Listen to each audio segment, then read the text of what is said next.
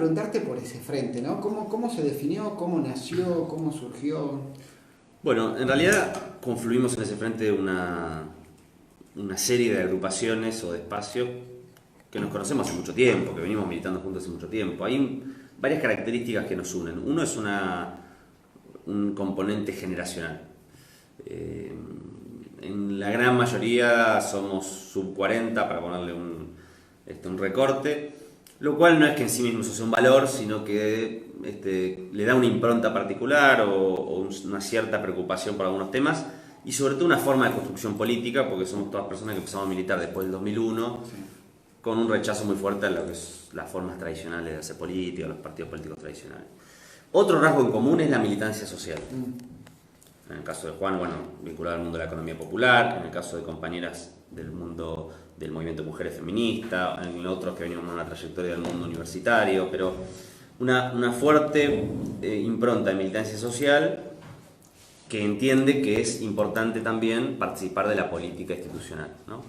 Y después una serie de acuerdos políticos muy claros, que es, nosotros nos lanzamos como espacio político común para aportar a la construcción de un gran frente patriótico, se le dice en algunos lugares, antineoliberal, bueno, como se lo quiera llamar, que pueda derrotar al macrismo en el 2019. Y en ese proceso reconocemos el rol aglutinador o del liderazgo popular que tiene Cristina y reconocemos ese lugar y queremos aportar desde nuestro espacio, con nuestro perfil, con nuestra forma de construcción, a ese gran frente que seguramente liderará ella. ¿Por qué Cristina? Digo, ustedes durante el kirchnerismo no fueron kirchneristas. Bueno, eso es otro rasgo también que me olvidé de mencionar del Frente Patria Grande. No fuimos parte, la gran mayoría no fuimos parte del gobierno anterior. ¿Qué es lo que nos acerca a Cristina? No tanto una reevaluación sobre lo que fue su gobierno, no es que ahora decimos, no, en realidad estábamos equivocados, sino principalmente el papel que Cristina asumió como líder de la oposición al macrismo. Y eso tiene para nosotros un valor muy importante porque cuando ganó Macri se puso en marcha un intento de restauración neoliberal en la Argentina y los proyectos neoliberales no dependen solamente de un gobierno de turno, requieren de la colonización de todo un sistema político, es decir, que haya un oficialismo y que haya una oposición que eventualmente puedan alternarse en el poder, pero que todos validen o giren alrededor de esos consensos neoliberales. La que impide y si uno mira el 2015 para adelante, hubo muchos sectores de la oposición que uno podría decir, bueno, están haciendo fila para ver quiénes son, ¿no?, esa oposición, esa alternancia neoliberal. Y nosotros creemos que Cristina, al asumirse desde una oposición frontal al proyecto neoliberal, a diferencia de otros que votaban leyes o apoyaban algunas cosas del macrismo, rompió la posibilidad de ese bipartidismo conservador o bipartidismo neoliberal que se quiso conformar. Entonces, ese lugar que ella ocupó es lo que nos acerca. Y las posibilidades de que un triunfo popular en 2019 implique un proyecto claramente antagónico al del macrismo. Entonces, para decirlo en una frase, nos acerca más a Cristina lo que hizo cuando fue opositora que lo que hizo cuando fue gobierno. Unos meses atrás también habían lanzado otro espacio que era Pueblo en Marcha, ¿no? ¿Qué pasó con eso? ¿En qué quedó? ¿Se disolvió? ¿Entró todo, Pueblo en Marcha entró todo en...? En realidad en Marcha había algunas partes de lo que hoy es el Frente Patria Grande que estaban ahí, otras que no, de hecho yo no estaba.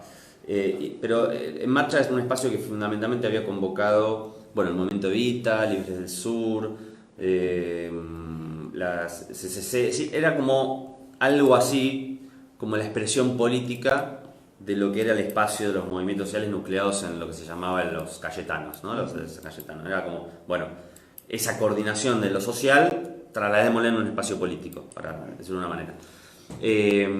Nosotros no compartimos esa estrategia porque nos parecía que era un espacio que no tenía consensos políticos muy claros en relación a, bueno, al 2019.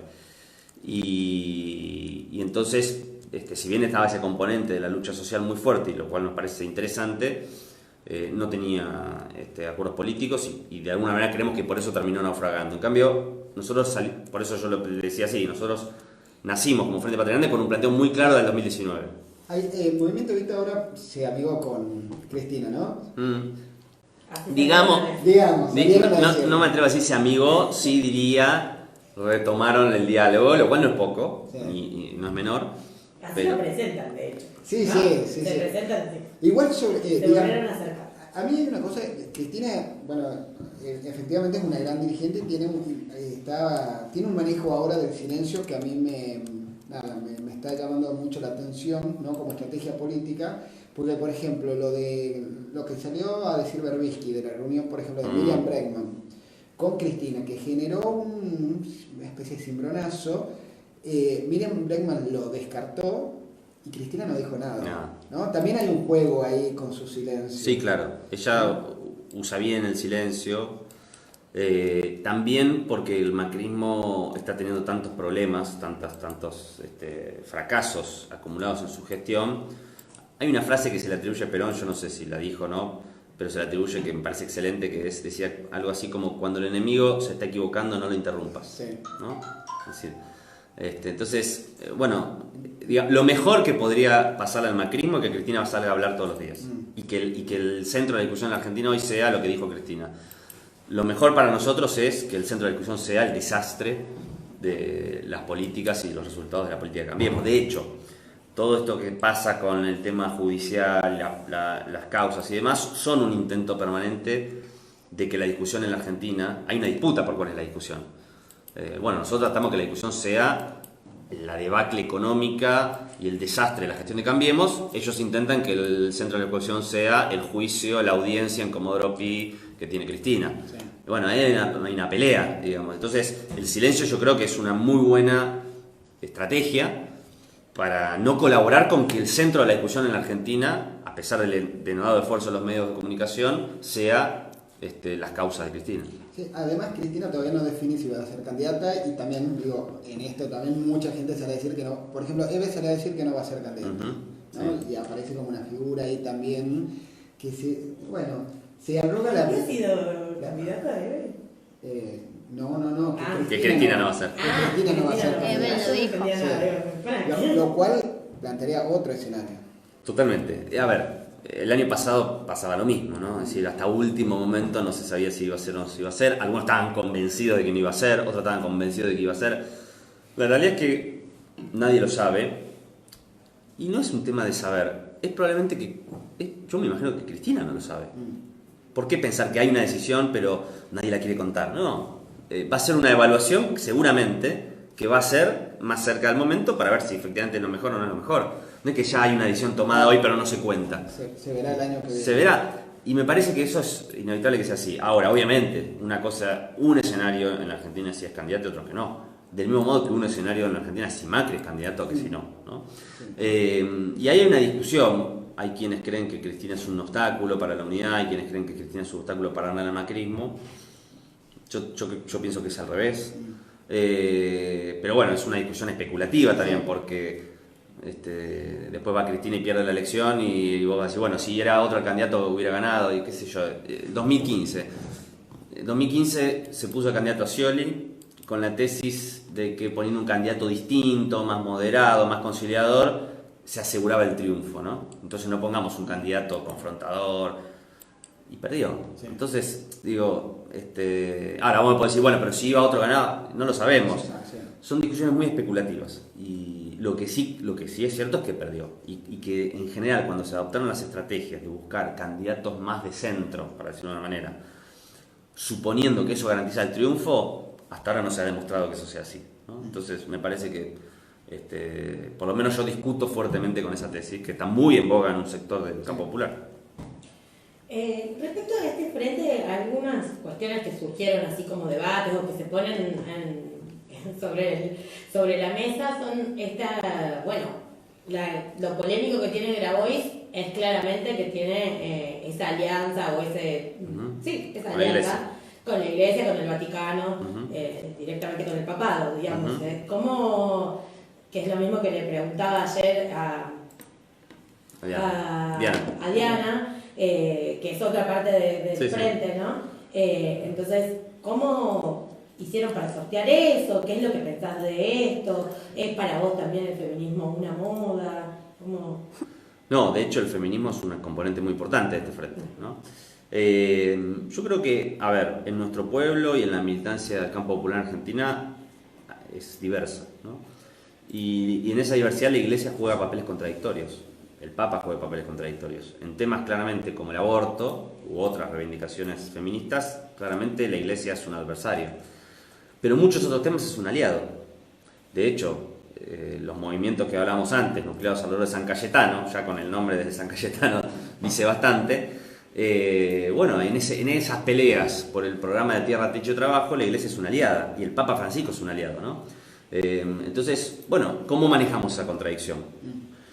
Nos ordenamos solamente por el criterio anticlerical del movimiento feminista, entonces decimos no queremos hacer nada con la Iglesia, nos ordenamos solamente por la alianza que tienen con la Iglesia los movimientos sociales y la referencia y la identificación que hay en los sectores populares con la figura de Francisco, y entonces decimos no, feminismo nada. Bueno, no, tenemos que tratar de hacer que esos dos mundos dialoguen, porque son dos componentes muy importantes de las luchas y de la resistencia contra el macrismo. Pero en ese diálogo, por ahí la pregunta viene en cuestiones concretas, porque creo que hoy la política, por lo menos de lo que venimos escuchando acerca de los candidatos o quienes se postulan para el 2019, también, o en esta misma provincia, digamos, discutir sobre el aborto es un tema importante. No, claro. Entonces, en el diálogo ese, ¿cuál es la postura respecto a la legalización? No, nuestra postura es a favor de la legalización, no hay duda sobre eso, militamos ahí fervientemente ese.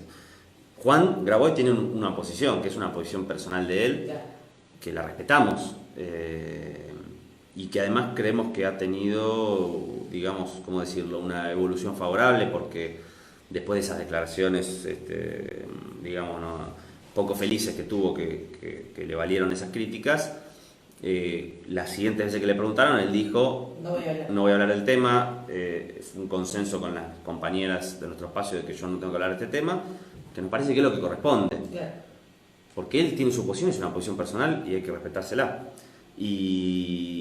Pero sin embargo es un actor muy importante, un aliado muy importante para la construcción que hay que hacer. Entonces, nosotros no cambiamos nuestra posición sobre el aborto. De hecho, cualquiera que haya visto el acto de Mar del Plata vio que todas las compañeras que hablaron tenían su pañuelito verde colgado en el cuello. No se sacaron el pañuelito verde porque hacían un acto con Grabois, ¿no? Me parece que puede haber sectores que tienen cierta,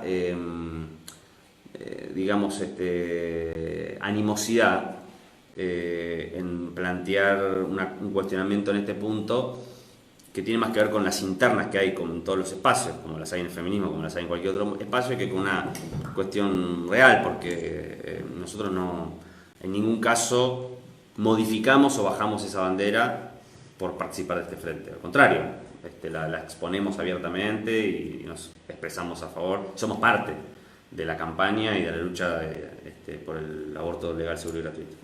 ¿Qué margen hay para que...? Sí. Perdón, y un comentario más. Y además, este frente se lanza diciendo que apoya a la candidatura de Cristina, que es una mujer, que dijo que el movimiento popular tiene que declararse feminista y que vota a favor del aborto, ¿no? Entonces también eso, yo, en todo caso, Grabois apoya a la presidencia a una persona que se declara feminista y que está a favor del aborto. ¿Qué posibilidades o qué margen hay para que el cierre del gobierno de Macri no derive en un nuevo gobierno neoliberal? ¿Y cuál es el rol de la nueva izquierda o de la centroizquierda en ese camino? Creo que la continuidad neoliberal se puede procesar de dos maneras. Se puede procesar dentro del propio gobierno, dentro de la propia coalición de gobierno, o se puede expresar en alguna variante de oposición, digamos, de esta oposición conservadora, de este peronismo más, no sé cómo llamarlo, ortodoxo, conservador. Peronismo, bueno, o el peronismo diabólico también. Claro, exacto, ¿no? Entonces, porque los sectores dominantes, obviamente, construyen su plan B, digamos, ¿no? Construyen su plan B. Y entonces me parece que la clave pasa por fortalecer un polo claramente antineoliberal.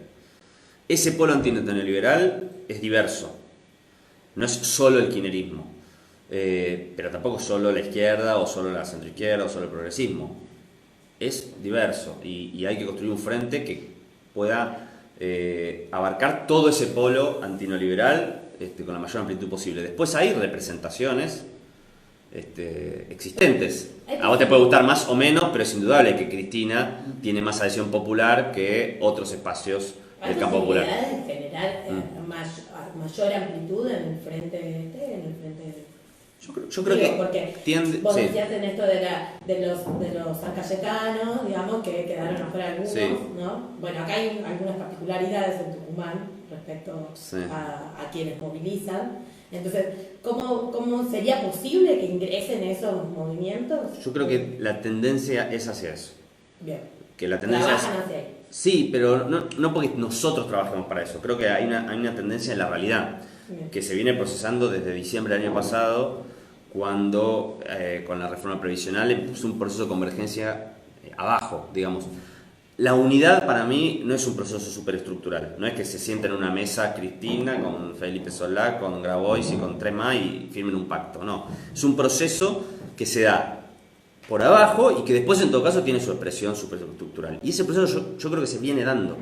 Se viene dando en lo sindical, con la confluencia de los sectores más combativos de la CGT con las CTAs, la Corriente Federal, las 2 CTA, etcétera. Se viene dando en el movimiento de mujeres, se viene dando en el movimiento universitario, se viene dando en los movimientos sociales. Creo que la tendencia es hacia un gran polo de unidad del campo popular. Y se da también en lo superestructural. Entonces vos ves determinadas rupturas de bloques legislativos y vos decís, bueno, todo esto que se está confluyendo va a terminar en un gran espacio de oposición.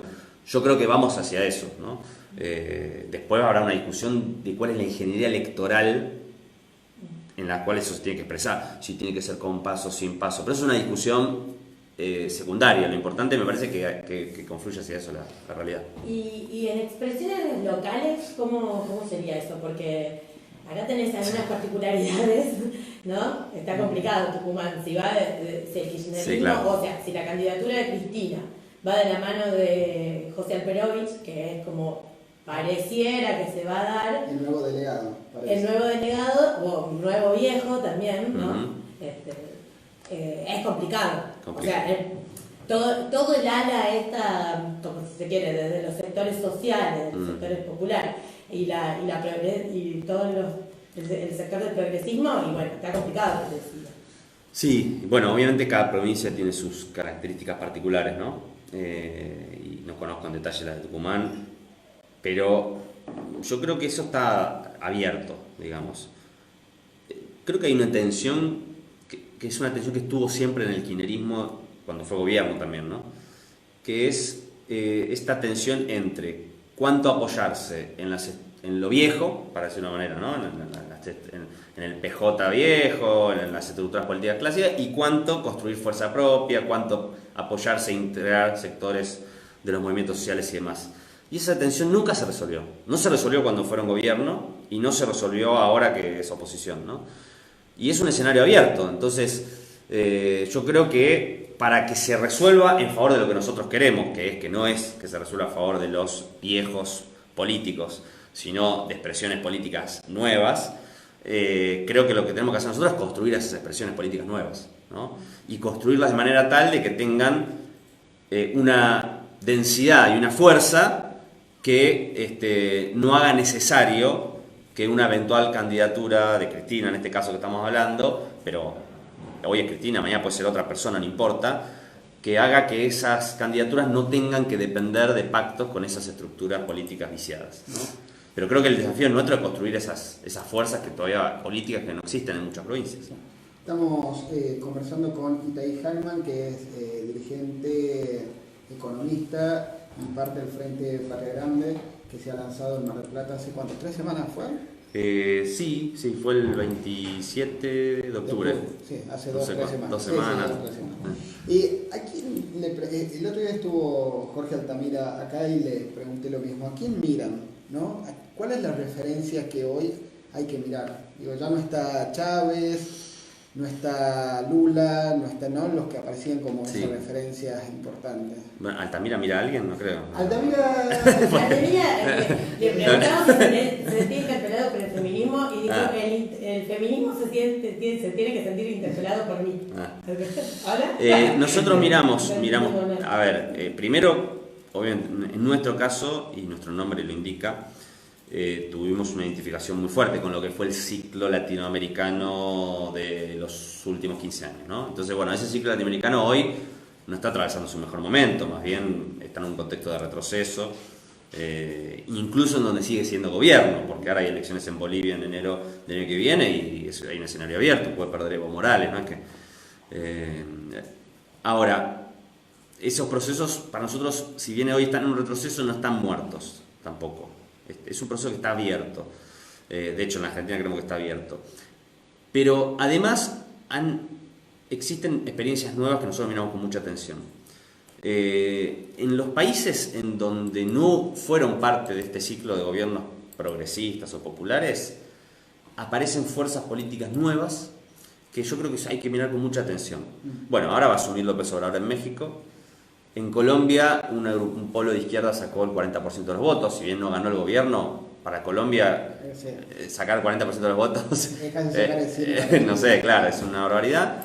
En Perú y en Chile, yo vengo ahora de Chile, estuve el fin de semana en Chile con la gente del Frente Amplio, es una experiencia muy interesante para mirar, que salieron terceros en las últimas elecciones en Chile con una propuesta que rompe un poco ese bipartidismo neoliberal, ¿no? de alternancia entre la derecha y esta socialdemocracia devenida neoliberal, digamos, ¿no?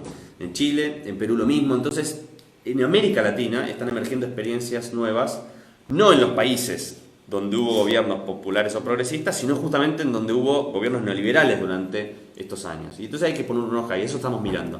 Y lo otro que miramos, hoy ya no es tan novedad, pero nosotros lo miramos mucho, es la experiencia de las nuevas izquierdas europeas. Podemos, ¿no? Francia Insumisa.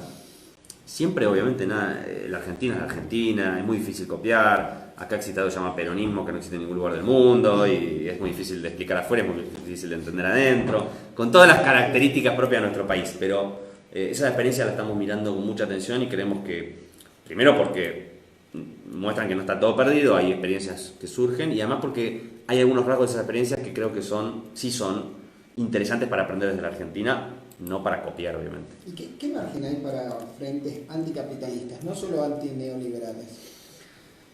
Es difícil pensar una separación total entre esos dos términos, ¿no? Porque hoy el capitalismo es un capitalismo neoliberal, a diferencia de otros momentos de la historia donde había modelos capitalistas, digamos, de otro tipo, que desarrollaban un mercado interno, estado de bienestar, etc. Hoy no existe en el mundo.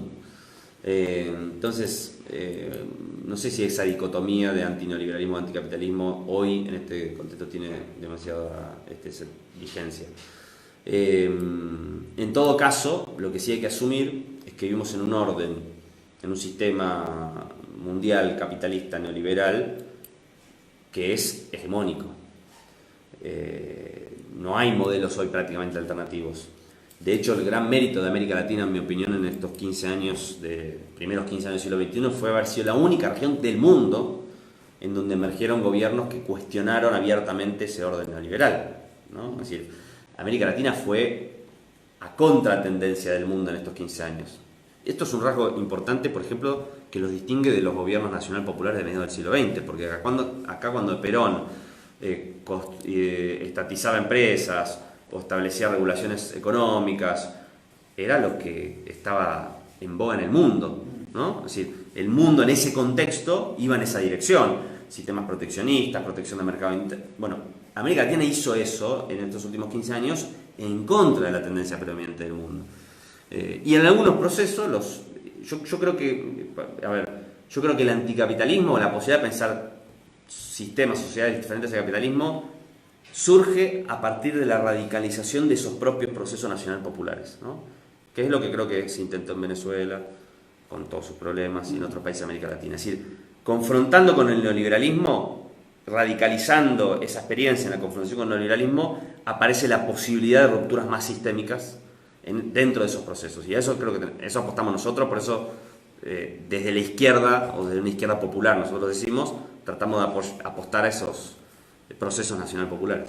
Nos quedamos sin tiempo. Lo último que quería preguntar es, ¿con quién se le va a dar pelea en la ciudad de Buenos Aires a Macri? No lo sabemos. Seguro, ¿no? Juega de local. Sí, juega de local, es una ciudad, compleja. Y bueno, ahí nosotros estamos tratando de ensayar estrategias, no con mucho éxito hasta ahora desde el punto de vista electoral, pero estrategias que traten de construir una mirada más municipalista o una estrategia más local, ¿no? En general, el campo popular en la Ciudad de Buenos Aires se ha anclado mucho en una referencia de proyectos nacionales, lo cual no es que esté mal, pero hasta ahora no hemos sido capaces de construir un proyecto de la ciudad. Y obviamente bueno, creo que el desafío pasa por ahí. La derecha sí lo hizo, o sea, el macrismo, vos vas a la Ciudad de Buenos Aires y la gente ve en Larreta un proyecto para la ciudad. A nosotros no nos gusta ese proyecto, pero existe. Cuando mira a la oposición no ve un proyecto para la ciudad. Ve consignas, ve alineamientos nacionales, pero no ve un proyecto local. Y creo que eso es lo que nos falta. Nosotros creemos que es por ahí. Por supuesto que decirlo es muy fácil y hacerlos más complicado.